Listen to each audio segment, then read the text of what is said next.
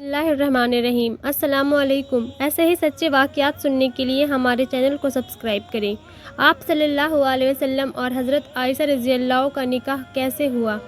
حضرت عائشہ صدیقہ رضی اللہ عنہا حضرت ابو بکر صدیق رضی اللہ عنہ کی بیٹی تھی۔ آپ کی والدہ کا نام رومان تھا۔ رومان ایک کا پہلا نکاح عبداللہ ازادی نام کے شخص سے ہوا۔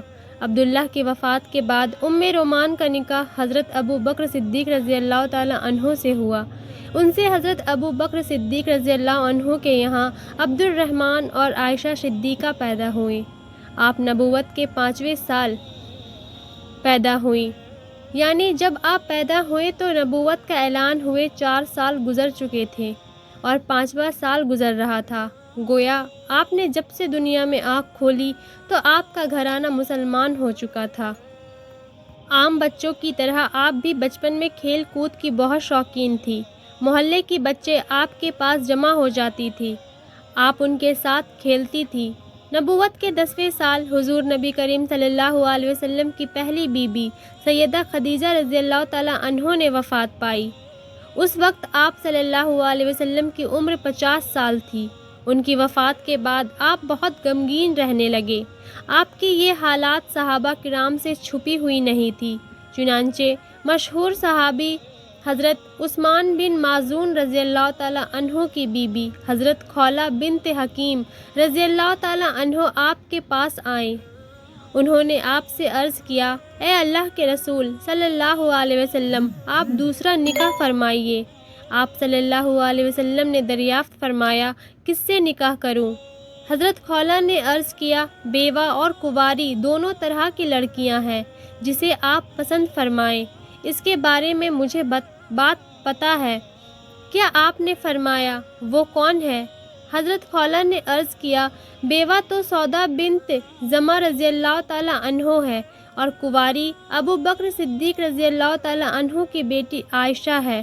آپ نے ارشاد فرمایا، ٹھیک ہے، تم ان کے بارے میں بات کرو۔ حضرت خولہ آپ کی مرضی پا کر حضرت ابو بکر صدیق رضی اللہ تعالی عنہ کے گھر آئیں اور حضرت ابو بکر صدیق رضی اللہ تعالی عنہ کے سامنے یہ بات رکھی۔ جاہلیت کے دور میں دستور یہ تھا کہ جس طرح سیج بھائیوں کی اولاد سے نکاح جائز نہیں، اسی طرح اپنے منہ بولے بھائیوں کی اولاد سے بھی شادی نہیں کرتے۔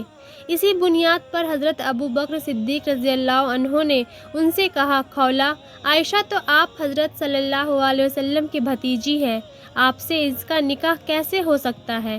حضرت خولہ یہ جواب سن کر آپ حضرت صلی اللہ علیہ وسلم کے پاس گئی اور یہ بات آپ کو بتائی۔ اس پر آپ نے فرمایا، ابو بکر میرے دینی بھائی ہے اور اس قسم کے بھائیوں سے نکاح جائز ہے۔ حضرت خولہ نے یہ بات حضرت ابو بکر صدیق رضی اللہ عنہ کو بتائی تو آپ نے فوراً منظور کر لی۔ اب ایک اور مسئلہ بھی تھا کہ حضرت عائشہ صدیق رضی اللہ عنہا کی بات حضرت جبیر بن مطعم رضی اللہ عنہ کے بیٹے سے طے ہو چکی تھی، چنانچہ حضرت ابو بکر صدیق رضی اللہ عنہ حضرت جبیر بن مطعم کے پاس گئے اور ان سے فرمایا، تم نے عائشہ کی نسبت اپنے بیٹے سے طے کی تھی، اسی سلسلے میں تم سے بات کرنے آیا ہوں۔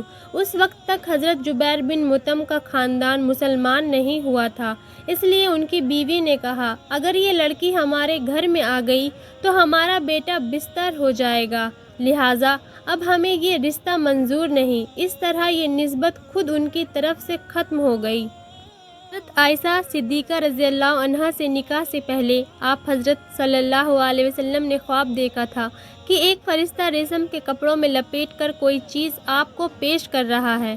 آپ نے اس سے پوچھا، یہ کیا ہے؟ اس نے کہا، آپ کی بیوی ہے۔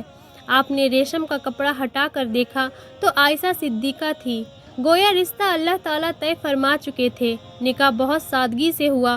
آپ اپنی سہیلیوں کے ساتھ کھیل رہی تھی اور آپ کی والدہ آئیں اور آپ کو جلدی سے تیار کر کے گھر لے گئیں جہاں تقریب نکاح ہو رہی تھی۔ حضرت ابو بکر صدیق رضی اللہ عنہ نے نکاح پڑھا دیا۔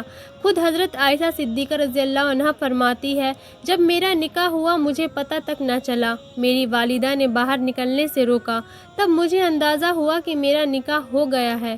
اس کے بعد میری والدہ نے مجھے سمجھا بھی دیا۔